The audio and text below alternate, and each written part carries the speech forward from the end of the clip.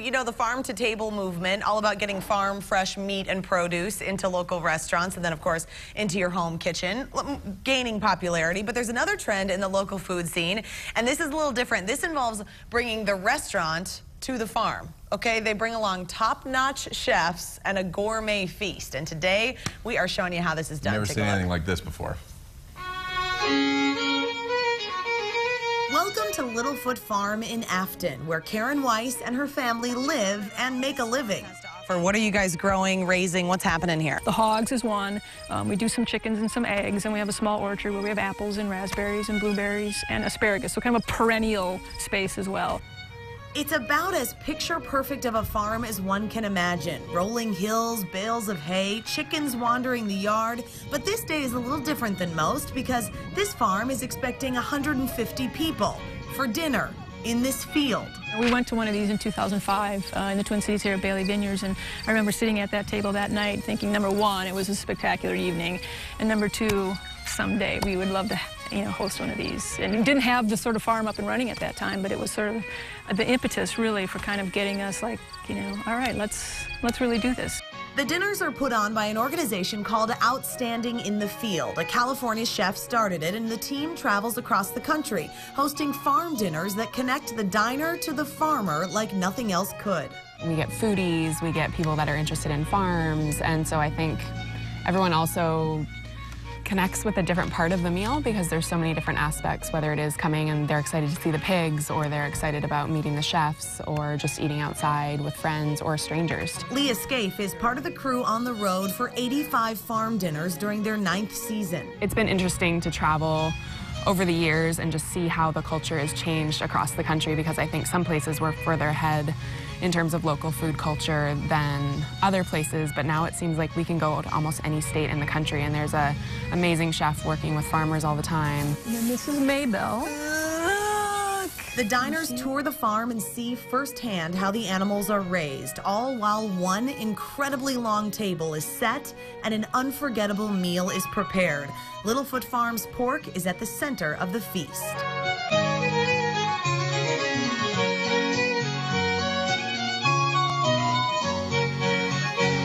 Stress-free animals, for hogs in particular, produce a better quality meat. This environment helps not only for them in their life, because we certainly focus on that, but the end result of the pork we produce. These pigs are living like a pig wants to live. Yes, that's what we try we try to accomplish that.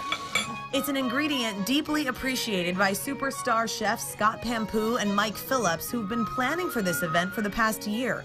Salt, pork, and seasonal vegetables is really what tonight's about. We're making a porchetta. We have a china box out here, so we'll be roasting whole porchettas, and that goes with sauerkraut. We also made kielbasa that we smoked, and that goes with kimchi and pickled chanterelles. Yep. I don't know. It's kind of like the backyard cookout. We're going to cook over some hardwood, and maybe there's not a roof and there's not a hood exhaust system, but we're really kind of approaching it the same way as we always do with these ingredients. Can I just be clear? A backyard cookout for these guys is sounding a little different than my average backyard cookout. I mean, whatever. It's just a backyard cookout. Yeah, it's just a picnic. It is. I mean, all we need is grilling. 150 of our closest friends and a couple of grills and some beer, some wine,